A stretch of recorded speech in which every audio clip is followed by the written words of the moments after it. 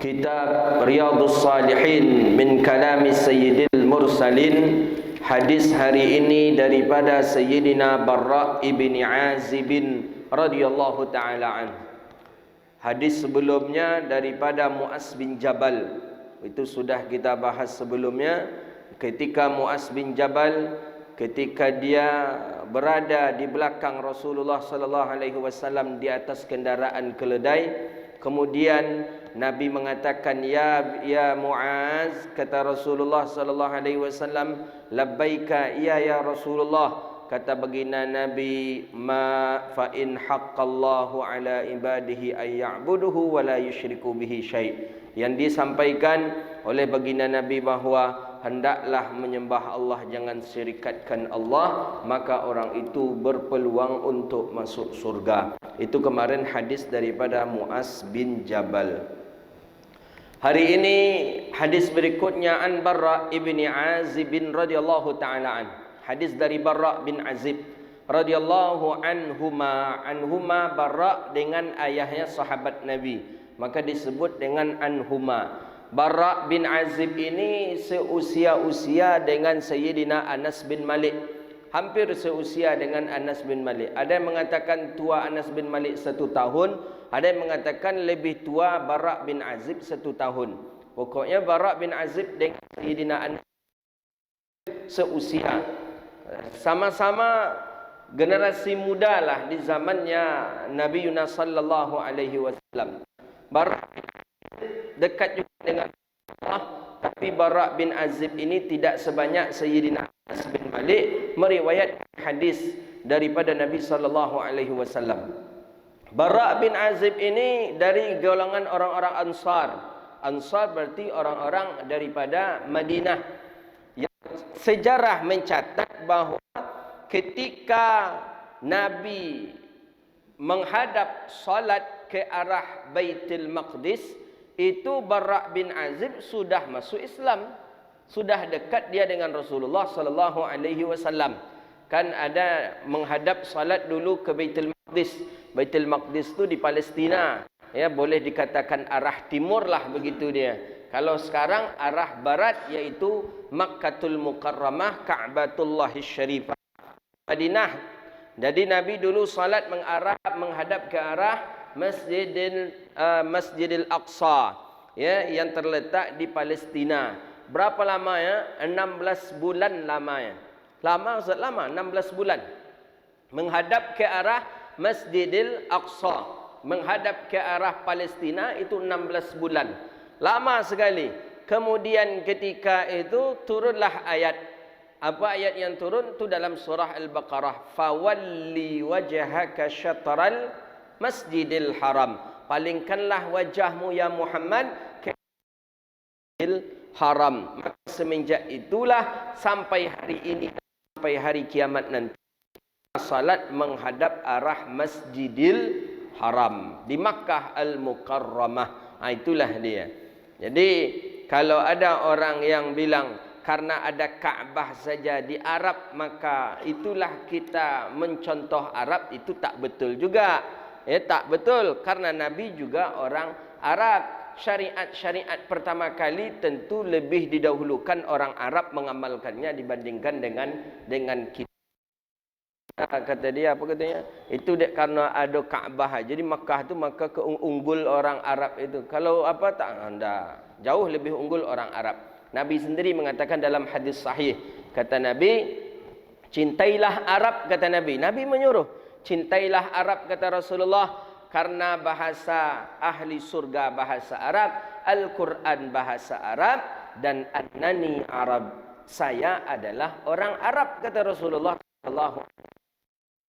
Kita tahu bahwa orang Arab didahulukan daripada kita. Nisbah iman, lebih beriman mereka, lebih dahulu mereka menikmati iman dibandingkan kita. Kalau laulal Arab, katanya ada peribahasa mengatakan laulal Arab, Kalau bukan karena orang Arab, kita pun mungkin belum kenal dengan iman dan Islam. Jadi harus jujur dan mesti juga berterima kasih kita kepada orang Arab. Oh, orang Arab itu juga banyak yang Abu Jahal, Abu Lahabnya Ustaz. Betul. Tapi kan kita bukan beriman kepada Abu Jahal dan Abu Lahabnya. Kita punya Sayyidina Rasulullah. Kita punya baginda Nabi Yunus sallallahu alaihi wasallam. Maka ada ketika seorang bertanya kepada saya depan salah seorang masyaikh kita. Syekh kita ini beliau lama di Arab. Beliau dari usia 6 tahun sudah berangkat ke Mekah, mengaji di Mekah sampai usia 19 tahun beliau di Mekah, kemudian pergi ke Mesir, mengaji di Mesir 11 tahun.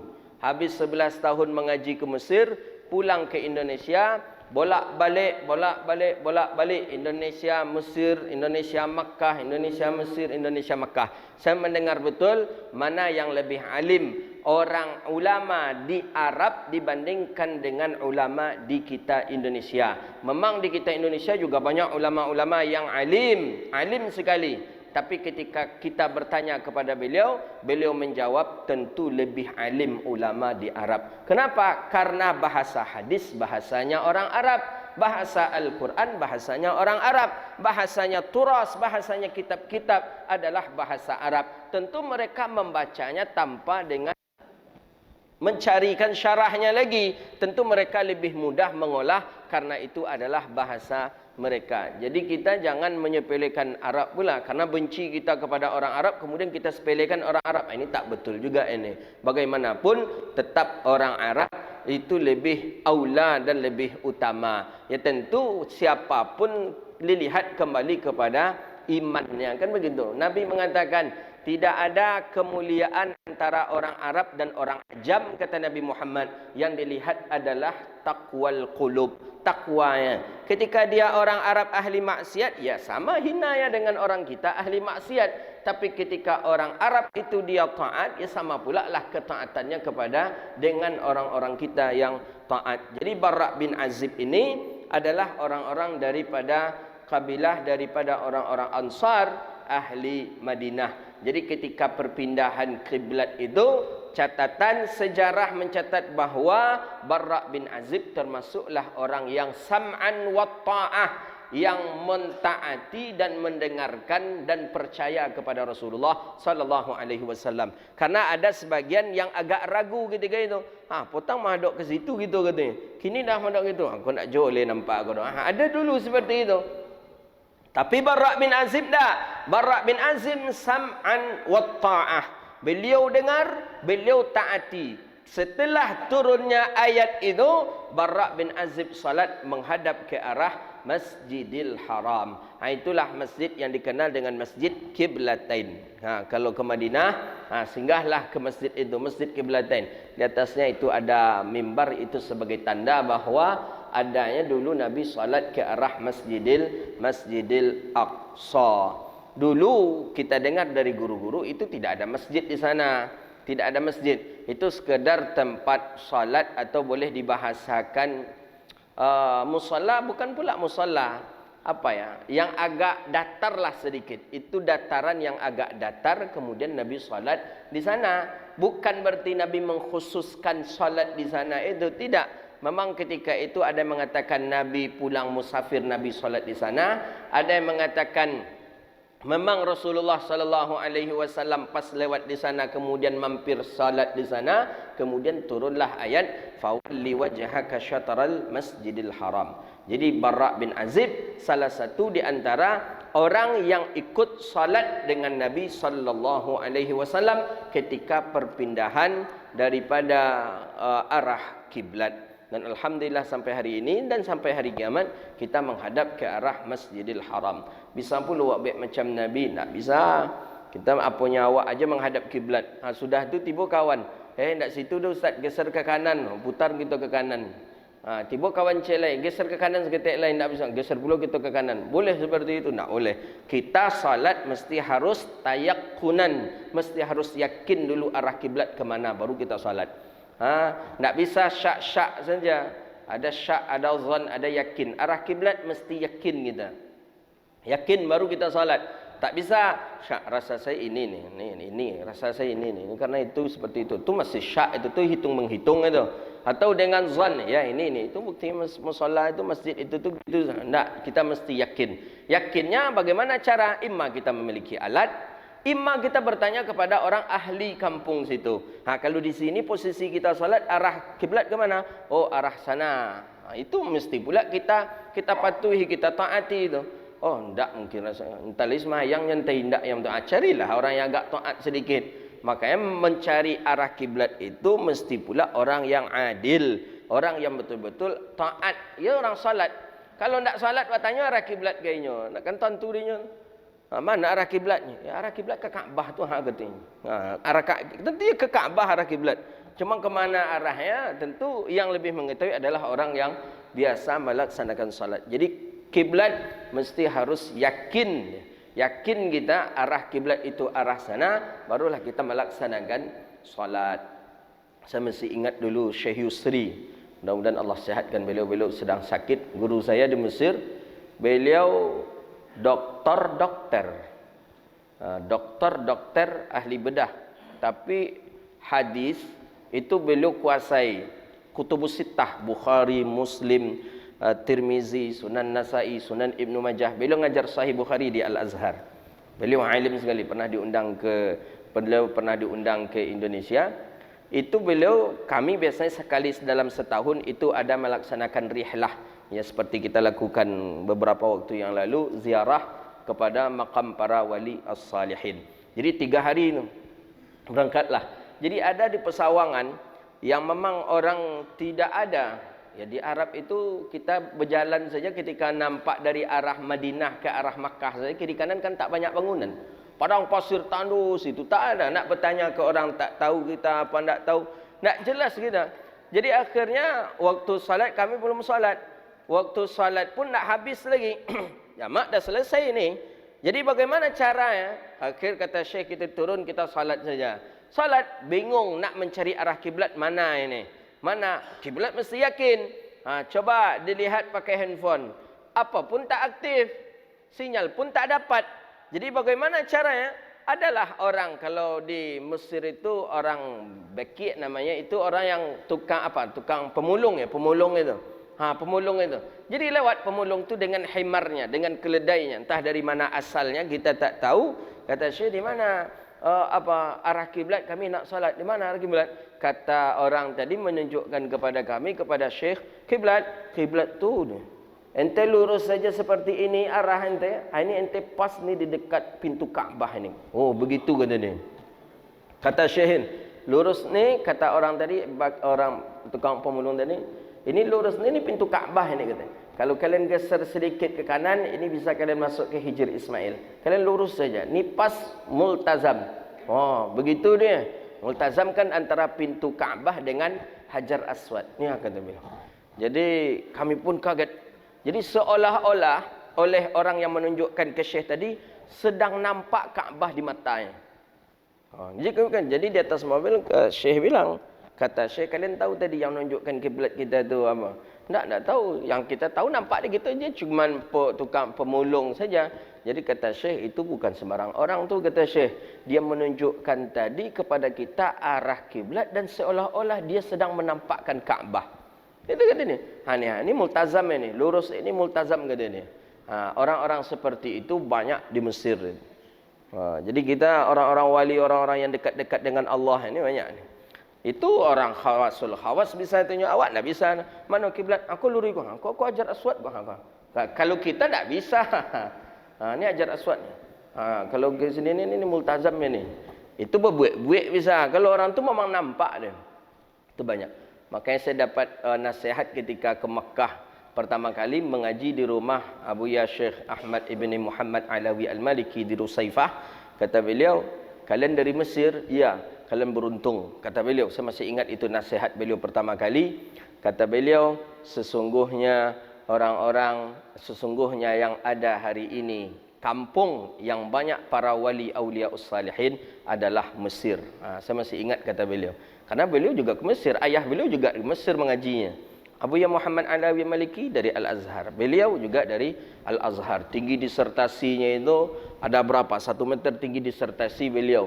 Syekh Ahmad Ibn Muhammad Alawi Al-Maliki. Jadi Alhamdulillah banyak orang-orang itu di Mesir. Maka di Mesir hati-hati sekali untuk meludah. Jangan buka kaca mobil nak meludah, kita hati-hati. Orang tersinggung nanti. Kalau meludah ke bawah saja cepat hapus pakai telapak kaki kita balik. Umpama kita ada dahak rasanya, ingin meludah kita, silahkan saja meludah ke arah kiri ke bawah, tapi sapu balik dengan tapak sepatu kita sehingga tidak ada bekas.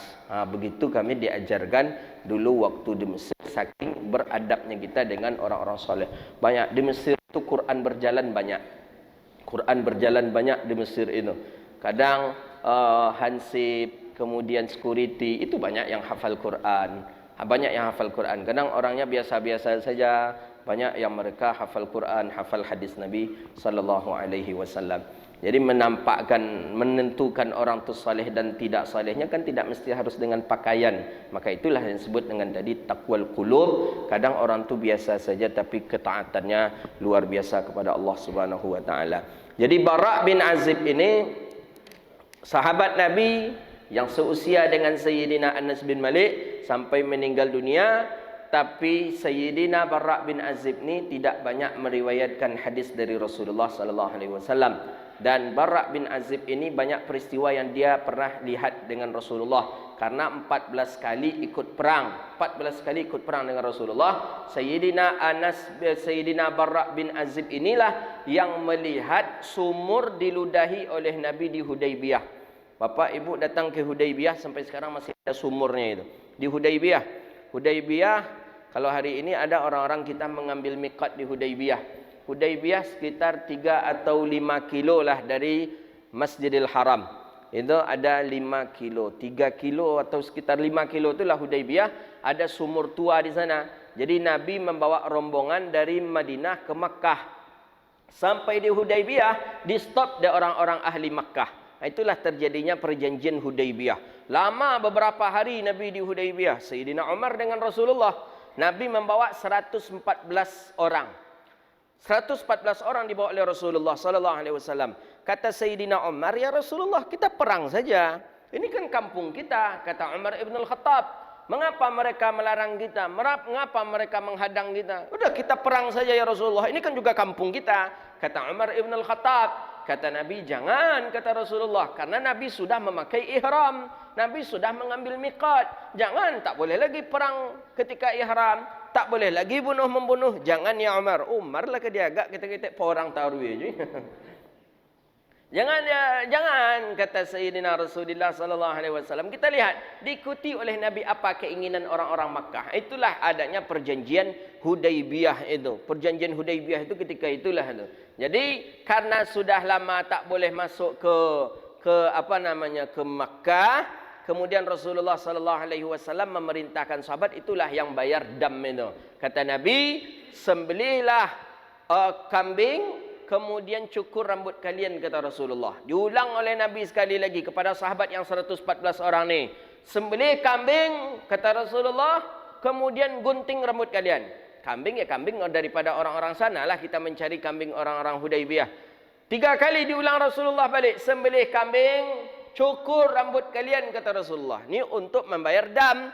Tak ada satu pun yang bergerak. Kemudian berdirilah Sayyidatuna Ummu Salamah, isteri Nabi yang dibawa Nabi ketika itu Ummu Salamah. Kata Ummu Salamah, "Ya Rasulullah, bagaimana engkau memerintahkan orang sedangkan engkau belum melakukan?" Kemudian Nabi berdiri, Nabi beli kambingnya orang Hudaybiyah, Nabi gunting rambut Nabi, Nabi cukur rambut Nabi, barulah orang-orang seluruhnya melakukan itu. Jadi Bara' bin Azib diperintahkan Nabi mencari sumur karena air minum tak ada.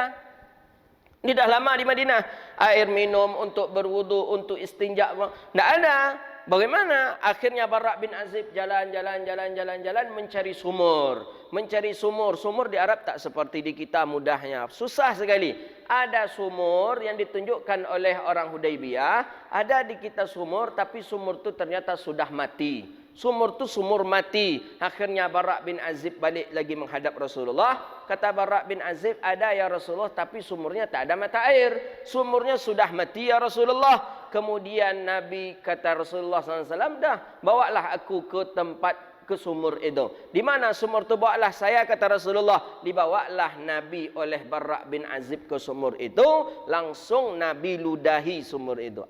Bara' bin Azib nampak Nabi meludahi sumur itu. Setelah diludahi oleh Nabi, fanfajaral ma, angsur berair dan keluar mata airnya dan bisa mandi seperti biasa, berwuduk sebanyak 114 orang. Itulah dia daripada mukjizat Nabi sallallahu alaihi wasallam. Tapi sekarang saya tengok sumur tu mati lagi. Sudah mati karena sudah berapa abad itu sumur itu. Jadi dulu zaman Nabi pernah diludahi Nabi, kemudian berair sumur itu gitu. Jadi itu salah satu, kalau ingin gitu sumur mati itu hidup kembali, coba ludahi. Ludahi pula macam mana Nabi meludahi sumur Hudaybiyah, ludahi pula. Sampai karyan jeliu gitu ndak ya bahayu baru air itu. Bara' bin Azib. Bara' bin Azib juga yang melihat Nabi memakai tongkat ketika khutbah. Jadi dalil memakai tongkat ketika khutbah itu sunnah hukumnya. Hadis riwayat Imam Ahmad ibn Hanbal di dalam musnadnya. Nabi memakai tongkat berkhutbah dengan tangan kirinya. Nabi pegang pinggir mimbar dengan tangan kanannya. Seperti itu Rasulullah SAW dalam berkhutbah. Kiri tongkat, kanan megang pinggir mimbar. Jadi Nabi tidak liar tangan dalam berkhutbah. Berkhutbah itu tak boleh mengangkat-angkat tangan, tak boleh dalam berkhutbah. Terlampau banyak menoleh kiri kanan juga tak elok dalam berkhutbah. Ada adab-adab dalam berkhutbah itu. Sehingga ada dalam hadis Imam Tirmizi kalau tak salah, siapa khatib yang mengangkat-angkat daripada tangannya, maka dihalalkan untuk memotongnya. Begitulah larangannya begitu. Khatib ada kadang yang tak faham kadang bagai mengangkat tangannya ketika khutbah itu. Baca hadis Imam Tirmizi itu. Maka khatib itu harus faham juga dengan hadis, dengan hukum fikih. Bagaimana? Kadang ada pula khatib di Pekanbaru ni yang membuat golak jemaah di buatnya. Ketika berkhutbah itu, buat lelucuan apa segala macam ni, tak ada adab ini. Ni tak faham khatib ini. Baca kitab hadis tentang Jumat. Seperti apa Nabi berkhutbah? Nabi berkhutbah tidak ada sedikit pun pelan.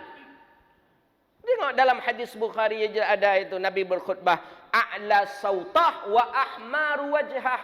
Nabi berkhutbah, wajah Nabi merah, suara Nabi tinggi. Tengok riwayat hadis. Tak pernah Nabi buat ini, ada lelucuan lagi. Rendah saja tak ada suara Nabi dalam berkhutbah. Yang mengamalkan hadis ni memang orang Mesir, saya perhatikan. Kalau berkhutbah memang lantang, itu khutbah. Kalau ada lelucuan, ada apa, itu ceramah. Tapi kalau khutbah tak boleh. Khutbah, baca hadis Nabi khutbah. A'la sautah wa ahmaru wajhah. Tinggi suara, muka Nabi memerah. Merah muka Nabi karena Nabi putih. Kalau macam gitu ni menghitam wajah gitu. Itu Rasulullah SAW. Jadi perlulah pengurus-pengurus masjid di sini ada pengurus masjid yang buat lucu-lucu tu dalam khutbah tu, ingatkan, dibuat sekali lagi berhentikan dia. Berarti tanda tak faham dia. Ini saya perhatikan ada banyak juga jemaah melapor ke saya, Ustaz Fulan tu buat lelucon dia dalam khutbah. Tak boleh. A'la sautah wa ahmaru wajhah. Merah wajah, tinggi suara Rasulullah dalam berkhutbah.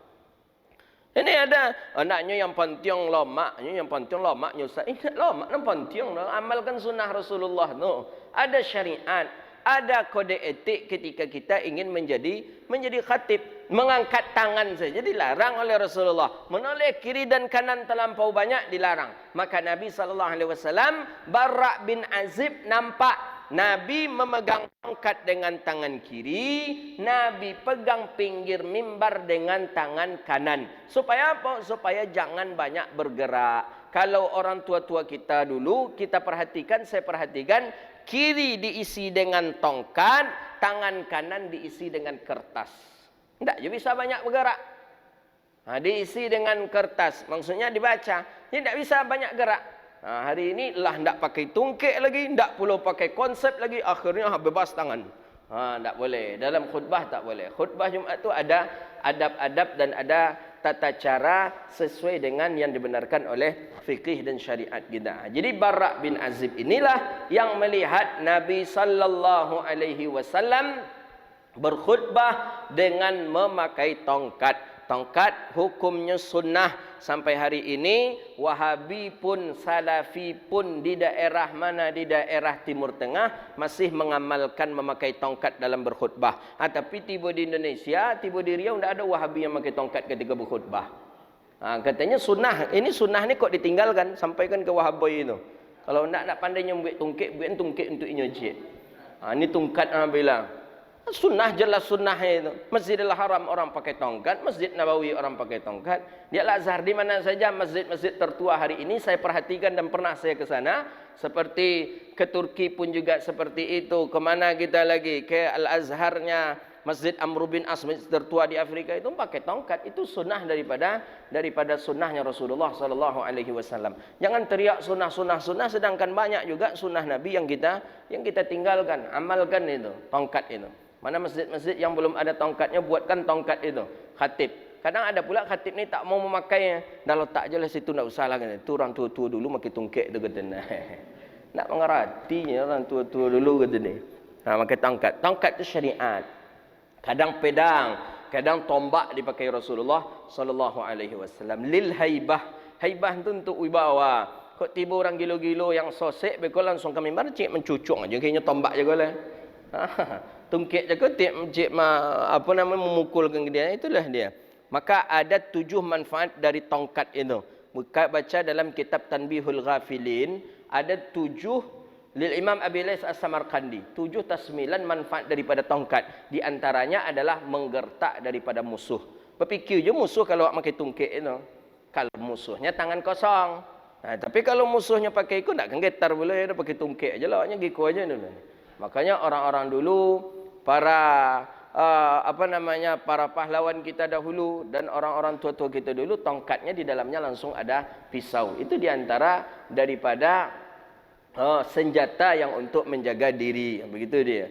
Jadi Sayyidina Bara' bin Azib. Kita baca Bara' bin Azib ni banyak betul riwayat beliau, biografi beliau, tapi beliau adalah sahabat Nabi, termasuk sahabat terdekat Nabi, yang satu-satunya orang yang dipegang tangannya oleh Nabi. Biasanya kita yang memegang tangan orang, kita yang memegang sahabat yang memegang tangan Rasulullah. Ini nak Nabi yang lebih mengambil tangannya Bara' bin Azib. Berapa ndaknya kebahagiaan tersendiri oleh Bara' bin Azib. Kata Bara' bin Azib, aku sedang duduk santai. Kemudian Nabi di sampingku, langsung Nabi mengambil biadi tangan. Diambil oleh Rasulullah sallallahu alaihi wasallam. Diambil oleh Nabi, disalami oleh Nabi, diajari oleh Nabi Bara' bin Azib untuk bersalam. Jadi salam itu tu musafahah maksudnya. Musafahah itu pertama kali yang mengajarkannya Rasulullah kepada siapa? Kepada Bara' bin Azib. Setelah Nabi salami Bara' bin Azib, kemudian Nabi mengatakan, Bara' bin Azib, siapa saja di antara umat mukmin yang apabila dia berjumpa kemudian dia bermusafahah seperti itu, maka Allah gugurkan dosanya. Kata Nabi sallallahu alaihi wasallam. Orang lain belum pernah mendengar hadis itu. Yang mendengar hadis itu pertama kali Bara' bin Azib. Berapa hendaknya senangnya hati Bara' bin Azib itu. Orang lain tak ada. Jadi yang mengkampanyekan salam itu di Madinah itu adalah Sayyidina Bara' bin Azib. Jadi kata Bara', adakah di ajaran kita salaman ini ya Rasulullah? Anggapan Bara' bin Azib, salam itu punya orang non-muslim. Jadi orang non-muslim itu memang dari dulu jumpa salam. Dengan hari ini pakai ini pula cara salamnya lagi. Jadi Rasulullah mengajarkan, ya ada, inilah salam kita. Jadi ketika seorang bersalaman, maka Allah ampuni dosanya sebelum dia berpisah. Kemana-mana Bara' bin Azib menceritakan itu. Tangan aku dipegang oleh Rasulullah dan Nabi bersalam seperti ini. Dan Nabi berkata, siapa yang bersalaman dia seorang mukmin sebelum dia berpisah, Allah sudah ampuni dosa kita. Itu saja yang heboh ketika itu, tata cara bersalam yang ada di Madinah sedang heboh ketika itu salamnya daripada Sayyidina Barra' bin Azib. Jadi siapa saja yang bersalam gini itu berarti sanadnya bersambung kepada Barra' bin Azib. Barra' bin Azib sampai kepada Rasulullah sallallahu alaihi wasallam. Jadi Barra' bin Azib sampai gini dapat transfer pahala. Kita yang bersalaman mengalir pahala kepada Barra' bin Azib karena Barra' bin Azib adalah orang yang pertama kali yang disalami oleh baginda Rasulullah sallallahu alaihi wasallam. Itu dia. Maka sehingga ada ungkapan mengatakan la yatimmu, ada ungkapan mengatakan tidak sempurna salam itu illa bil musafahah, kecuali dengan musafahah. Jadi tak sempurna salam itu Assalamualaikum, tak sempurna. Baru sempurna dia Assalamualaikum, setelah itu langsung bil musafahah, itu yang paling sempurna. Jadi setelah ucapkan salam Assalamualaikum, salam, langsung bersalam, berjabat tangan, bermusafahah, itulah yang paling sempurna. Itu yang diajarkan oleh baginda Nabi kepada Sayyidina Barra' bin Azib radhiyallahu anhuma. Masuk ke hadis Nabi sallallahu alaihi wasallam, anin Nabi sallallahu alaihi wasallam qal. Dari Nabi sallallahu alaihi wasallam qal, Nabi berkata, apa kata Nabi kepada Sayyidina Barra' bin Azib? An Barra' ibni Azib radhiyallahu anhuma, anin Nabi sallallahu alaihi wasallam qal, al muslimu iza su'ila fil qabri, Muslim apabila ditanya dia di dalam kuburnya. Ini hadis ni jelas, hadis muttafaqun alaih. Ini boleh hadis ni diantar ke profesor-profesor yang liberal itu. Mereka mengatakan azab kubur tu tak ada. Jangan kalian percaya, kata dia kepada mahasiswa. Tak ada azab kubur tu dah, katanya. Itu sekedar kabar pertakut saja untuk kita agar kita taat, kata dia. Sebenarnya azab kubur tu tak ada, katanya. Kalau memang ada azab kubur tu, cuba buktikan cik, kata dia. Itu kata profesor itu membodohi mahasiswa. Cuba buktikan satu saja bukti azab kubur itu ada. Mana mungkin bisa dibuktikan azab kubur? Macam mana nak membuktikan? Maka azab kubur itulah termasuk minal ghaibat. Sesuatu perkara yang gaib yang wajib kita untuk iman. Kubur, adanya sirat, adanya padang mahsyar, itu wajib diimani walaupun tidak ada bukti, tapi kita wajib beriman. Jadi mana bukti kalau ada azab kubur? Kata profesor ini, tidak ada. Jadi kata mahasiswa ini, saya Pak Prof, kata mahasiswa, ini mahasiswa baru nih, ribuan ini. Jadi kata mahasiswa ini, saya yakin Pak Prof adanya azab kubur itu. Mana bukti, kata dia. Kalau bisa kalian membuktikan ada azab kubur itu, saya akan percaya azab kubur itu ada. Ini kata profesor ini. Memang gitulah gayanya orang-orang menyeleneh itu. Saya akan percaya, kata. Cuma satu saja.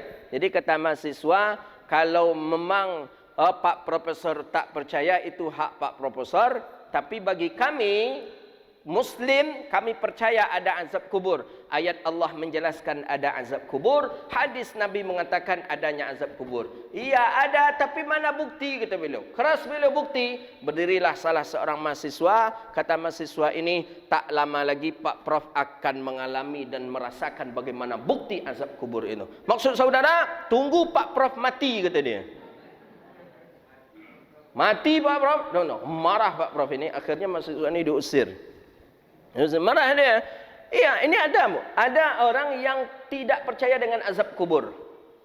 Ada, dia tak percaya, tak yakin dia. Jadi seolah-olah azab kubur itu sebagai ilustrasi yang kita taat kepada Allah disebabkan karena ketakutan padanya. Padahal azab kubur itu ada nih.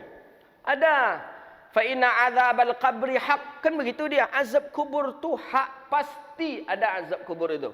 Banyak hadis mengatakan akan ditanya kita dengan 5 pertanyaan di dalam kubur. Itu bagian daripada ujian ketika kita berada di dalam kubur. Al-muslimu idza su'ila fil qabri, Muslim apabila dia ditanya di dalam kuburnya. Ini kan jelas hadis ini bahwa kita ni ditanya di dalam kubur. Semua kita ditanya di dalam kubur. Ada yang mengatakan tak ditanya, beberapa saja. Ada 3 kalau tak salah. Pertama, orang yang mati dalam keadaan syahid, hadis Anas bin Malik. Kedua, orang yang meninggal di hari Jumat, di malam Jumat. Yang ketiga, orang yang meninggal dan dia sebagai si muazzin. Kalau tak salah dalam kitab hadis, dalam apa kitab hadis Lubabul Hadis, Tanqihul Qaulul Hasis fi Syarh Lubabul Hadis. Ada hadis Imam Tirmizi, orang yang tak diazab, maksudnya tak ditanya di dalam kubur, 3. Pertama, orang mati syahid. Kedua, orang yang meninggal di hari Jumat atau di malam Jumat. Yang ketiga, orang yang apa tadi? Muazzin. Orang yang selalu azan kemudian dia meninggal dunia. Adapun selain daripada ini, tetap ditanya dia di dalam kuburnya. Orang meninggal dalam Ramadan, Ustaz, dalam orang yang meninggal dalam Ramadan, Imam Nawawi Al-Bantani mengatakan, dia ditanya di dalam kubur tapi tidak di Ramadan.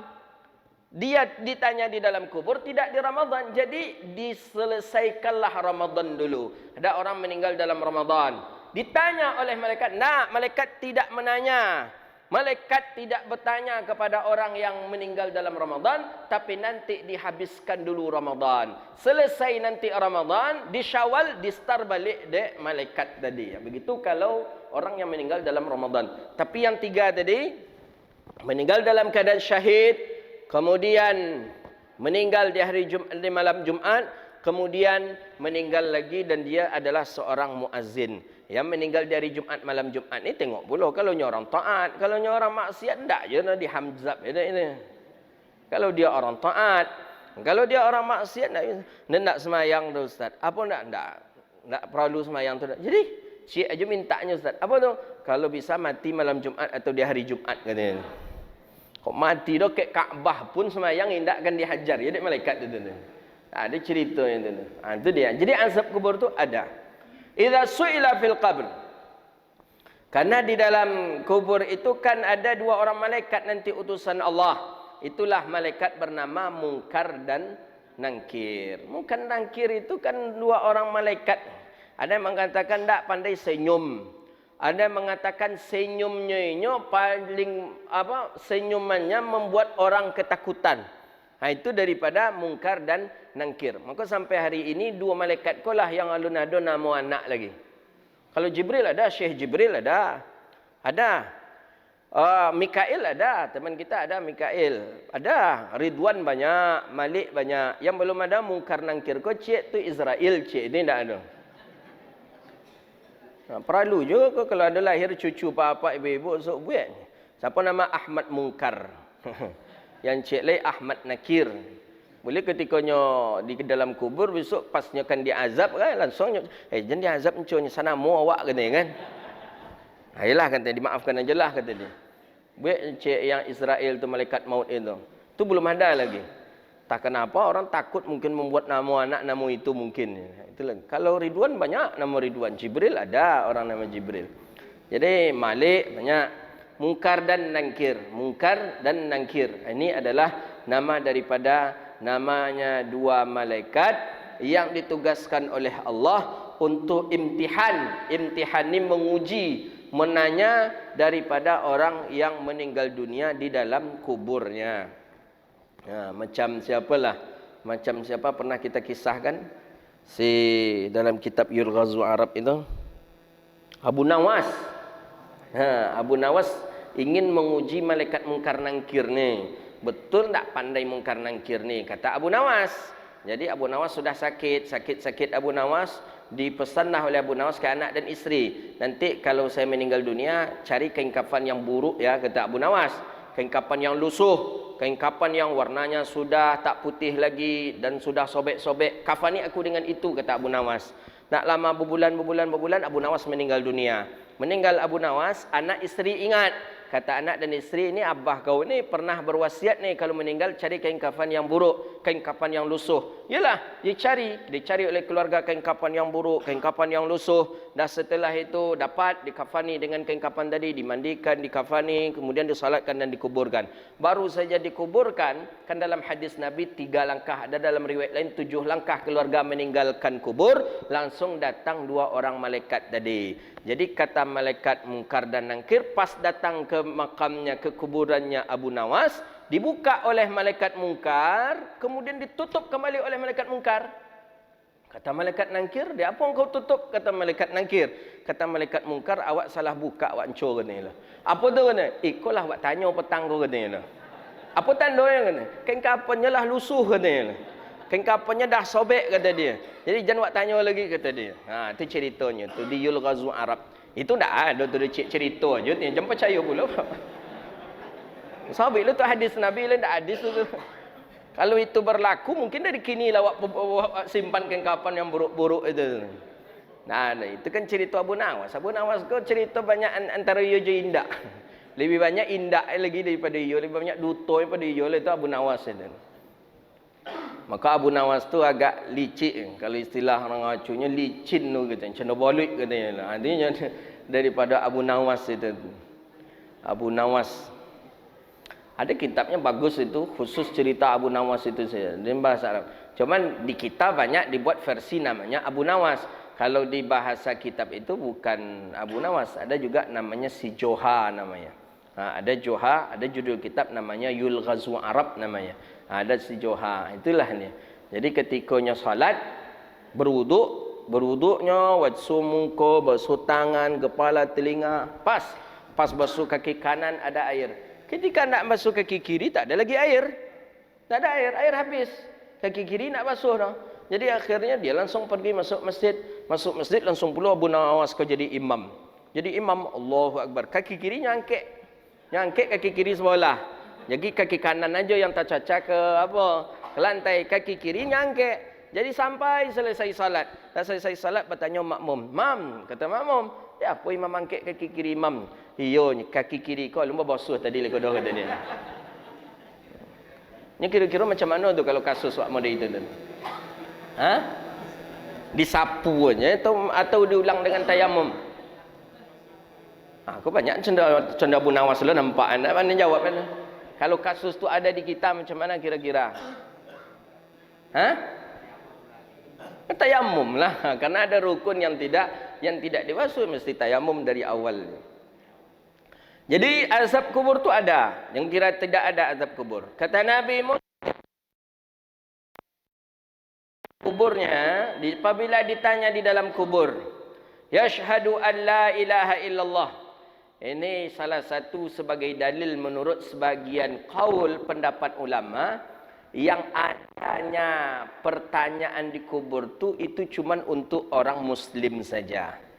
Ada sebagian qaul pendapat mengatakan seperti itu.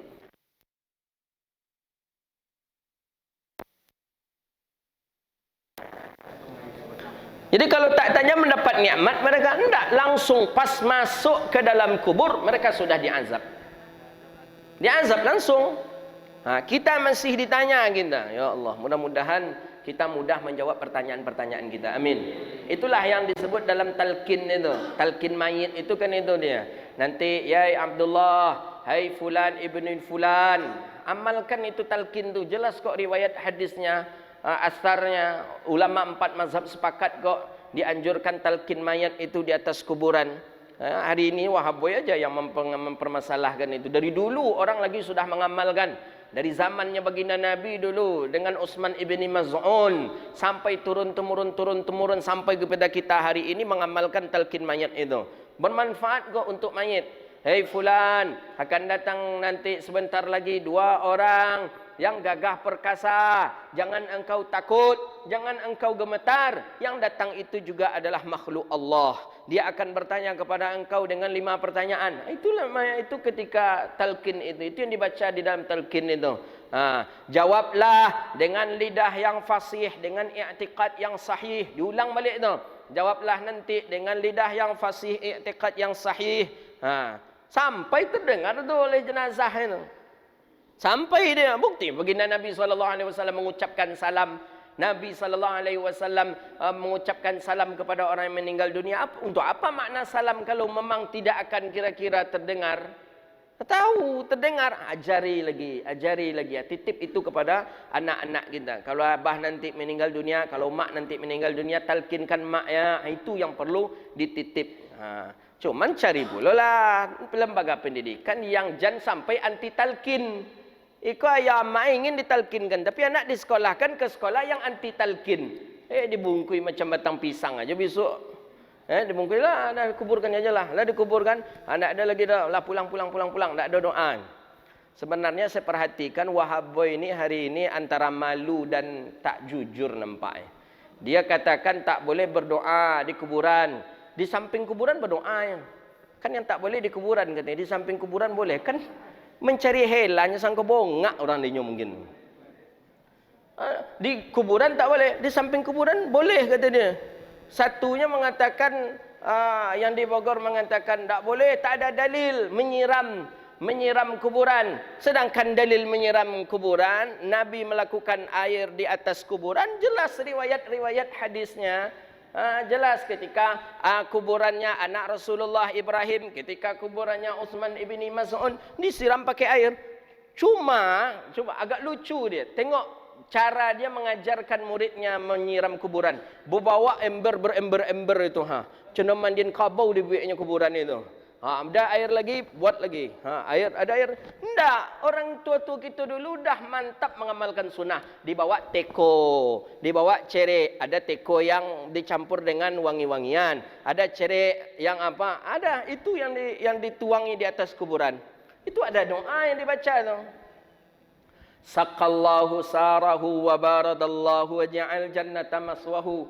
Semoga Allah sejukkan dan Allah dinginkan dan Allah tenteramkan. Waja'al jannata maswahu, dan Allah jadikan dia bagian daripada penduduk surga. Air tadi di ilmu ada kok dalilnya. Bukan pakai ember macam itu. Kau pakai ember berember-ember kita tengok itu dah. Enggak, bukan seperti itu menuangkan air. Anggapan dia berember-ember agar air tu masuk ke bawah katanya. Macam menyiram tanaman, boleh tumbuh buku jenazah tu balik kata mungkin. Enggak, bukan seperti itu. Cukup dengan botol, dengan teko tadi. Jadi ada dalil kok. Jadi ulama dulu sudah membawakan ajaran yang benar kepada kita. Sudah membawakan pemahaman sunnah yang benar kepada kita. Kita hari ini amalkan. Kita hari ini mengamalkan saja. Makanya tiba orang-orang yang membatalkan, tiba orang-orang yang menghujat, tiba orang ini yang tak betul. Inilah yang membuat bergaduh tu. Makanya yang membuat bergaduh tu siapa? Bukan kita. Ini ada orang, udahlah Ustaz, ukhuwah sajalah Ustaz, perdamaian Ustaz. Kami dari dulu damai aja nyo, elok-elok aja nyo. Tapi kalian ganggu, siapa yang tak tersinggung? Kami dulu biasa kami melakukan talqin mayit. Kami biasa dulu melakukan zikir jahar. Kami biasa dulu melakukan kunut. Kami biasa dulu menyiram, memberikan bunga di atas kuburan. Tapi tiba-tiba kalian bantah dan kalian katakan kami syirik. Kira-kira yang mencari lawan itu siapa? Inyo tahu tak? Bapak-bapak jangan sampai Allah tu Ustaz yang Korea ambil. Bukan. Kita ni dikafirkan. Kita ni dianggap musyrik. Kita ni dianggap ahli mubtadi'. Kalau mereka tidak mengganggu, kita tak mengganggu. Jadi jangan Allah ukhuwah. Ukhuwah iya betul ukhuwah. Bersabak jenya salam juga jenya. Bersabak jenya minum kopi juga jenya. Tapi dalam masalah akidah mereka menganggap ziarah kubur syirik. Mereka menganggap orang bertarikah penyembah syaitan. Siapa yang tak tersinggung kira-kira? Dari dulu kita mengamalkan itu lagi. Ayah-ayah kita berarti mereka mengkafirkan ulama-ulama kita lebih dahulu daripada. Ini tak betul ini. Kadang apa-apa kadang Allah tu Ustaz apa? Betul, kita tak ada.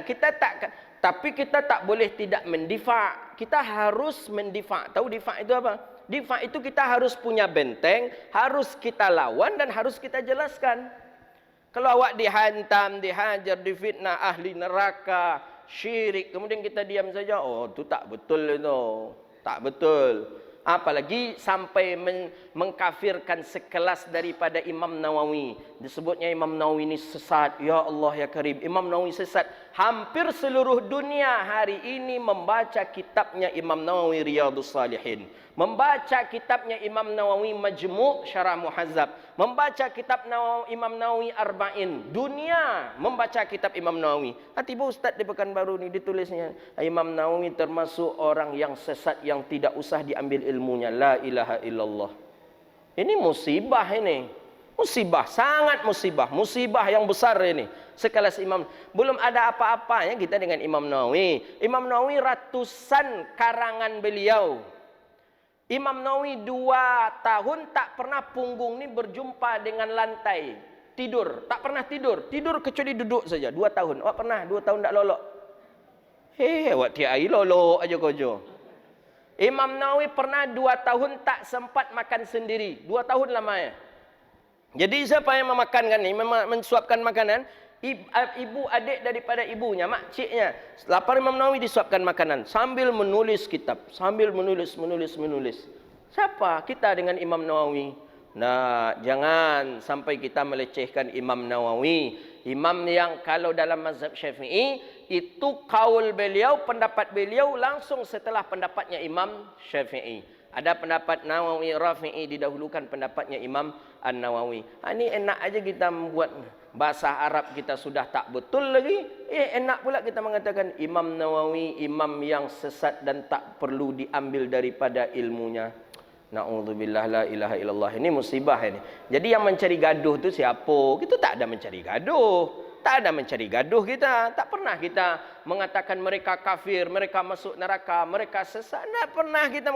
Tapi karena mereka terlebih dahulu menyerang, kita mesti harus ada namanya difa'. Difa' itu perlawanan. Dan itu harus, yang batil itu harus dilawan. Tak boleh kita biarkan saja. Begitulah dia.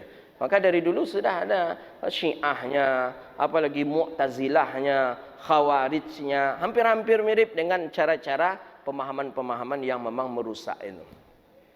Kata Nabi Muslim apabila ditanya dia di dalam kubur, yashhadu an la ilaha illallah wa anna Muhammadar Rasulullah. Maka akan ditanya nanti pada kubur, di dalam kubur, yashhad, bersaksi bahawa tidak ada Tuhan selain Allah, bahawa Nabi Muhammad itu utusan Allah. Ya Allah. Dan kan lidah kita nanti menjawab pertanyaan malaikat dalam kubur. Amin. Dzalika qauluhu ta'ala, orang yang ketika mendapatkan jawaban-jawaban itu, Allah juga mengatakan yusabbitullahu alladhina amanu biqaulis tsabit, ditetapkan oleh Allah alladzina, orang-orang yang beriman mereka dengan perkataan biqaulis tsabit, dengan perkataan yang sabit, fil hayatid dunya wa fil akhirah, ketika hidup di dunia dan hidup di akhirat. Apa maksud hadis ni? Biasakanlah kita mengucapkan la ilaha illallah Muhammadur Rasulullah, maka Allah pun akan menetapkan nanti itu kepada kita ketika kita menjawab pertanyaan malaikat nanti di dalam kubur kita. Makanya orang sufi, orang tariqah biasa dia dengan mewiridkan 5.000, kadang 50.000 dalam sehari membaca zikir tahlil. Jadi ada zikir tu namanya zikir tahlil. Mana zikir tahlil? Itulah dia la ilaha illallah. Kalau bapa ibu mendalami ilmu tariqah, dia itu punya letak-letaknya sendiri. La di mana, ilaha di mana, illa di mana, Allah di mana, itu ada letak-letaknya sendiri. Itulah diisi dengan zikir tadi. La ilaha illallah, la ilaha illallah. Itu. Tapi kalau kita yang tak memasuki dunia tasawuf, dunia tariqah, ya cukuplah kita dengan membaca la ilaha illallah saja. Ada yang menggeleng-geleng, itu menggeleng-geleng itu tu ada sanadnya itu. Ndak asal la ilaha illallah, la ilaha, ndak macam itulah. Ada itu ijazahnya itu. Dari mana ditarik ke mana, dari mana dilemparkan ke mana, ada itu. La ilaha illallah. Itu. Di mana adanya itu? Tidak bisa di kajian live streaming itu bisa kajian khusus yang tidak boleh disebar, yang tidak boleh di live streaming kan itu. Itu dia. Itu namanya tempat-tempat dalam zikir. Maka zikir itu disebut dengan zikir tahlil. Tahlil itu diambil dari kalimat la ilaha illallah. Itulah dia. Makanya orang-orang buat acara kenduri kematian disebut dengan tahlilan. Kenapa dengan tahlilan? Ya karena biasa membaca kalimat la ilaha illallah. Orang yang biasa menyebut la ilaha illallah akan Allah mantapkan dia di dunia, Allah mantapkan pula nanti ketika dia menjawab pertanyaan malaikat di dalam kubur. Hadza wabillahi at-taufiq. Rabbana atina fid dunya hasanah wa fil akhirati hasanah wa qina adzabannar. Allahumma faqihna fid din wa 'allimna ta'wil wahdina ila siratikal mustaqim. Allahumma rabbana zalamna anfusana wa illam taghfir lana wa tarhamna lanakunanna minal khasirin. Allahumma a'izzal Islam wal muslimin. Allahumma ansuril muslimin fi kulli makan ya rabbal alamin. Rabbana hab lana min ladunka rahmatan wa hayyi lana min amrina rasyada. Rabbana atina fid dunya hasanah wa fil akhirati hasanah wa qina adzabannar. Wa sallallahu ala sayyidina wa maulana Muhammadin wa ala alihi wa sahbihi ajma'in. Subhana rabbika rabbil izzati amma yasifun. Wassalamun ala al mursalin walhamdulillahi rabbil alamin. Demikian, mohon maaf billahi taufiq hidayah. Assalamualaikum warahmatullahi wabarakatuh.